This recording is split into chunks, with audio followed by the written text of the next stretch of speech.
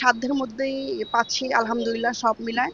আসন্ন পবিত্র ঈদ উল ফিতরকে ঘিরে লালমনিরহাট শহরের বিভিন্ন মার্কেট ও শপিং মলে ক্রেতাদের উপচে পড়া ভিড় দেখা যাচ্ছে।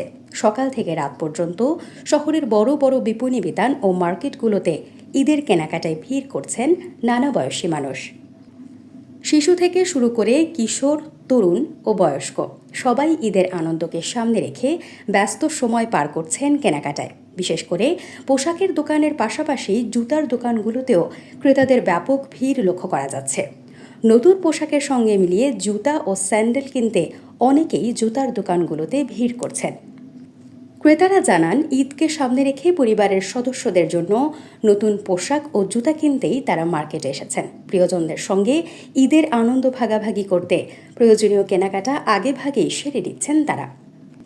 ব্যবসায়ীরা জানান, ঈদ ঘনিয়ে আসার সঙ্গে সঙ্গে ক্রেতাদের উপস্থিতিও বাড়ছে। বিশেষ করে জুতার দোকানগুলোতে গত কয়েকদিনে বেচাকেনা অনেক বেড়েছে। ক্রেতারা নতুন নতুন ডিজাইনের জুতা ও স্যান্ডেল কিনছেন বলেও জানান তারা। গতবারের থেকে এবার বেচা বিক্রি একটু কম, কাস্টমার নাই সেভাবে মার্কেটে।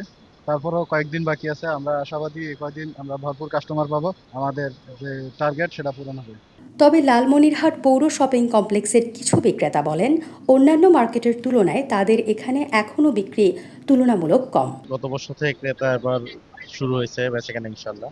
তো ইনশাল্লাহ আমরা আশাবাদী, যেহেতু এখনো যেভাবে শুরু হয়েছে আল্লাহর রহমতে আশা করি ভালো হবে সামনে। তবে ঈদের দিন যত ঘনিয়ে আসবে ততই ক্রেতাদের উপস্থিতি বাড়বে এবং বেচাকেনা জমে উঠবে বলে তারা আশা করছেন। ব্যবসায়ীদের মতে, ঈদের শেষ সময়ের কেনাকাটাকে কেন্দ্র করে আগামী কয়েকদিনে মার্কেটগুলোতে ক্রেতাদের ভিড় আরও বাড়বে এবং বেচাকেনাও বাড়বে বলে তারা আশাবাদী। ডেস্ক নিউজ, অগ্রযাত্রা প্রতিদিন। অগ্রযাত্রা প্রতিদিন,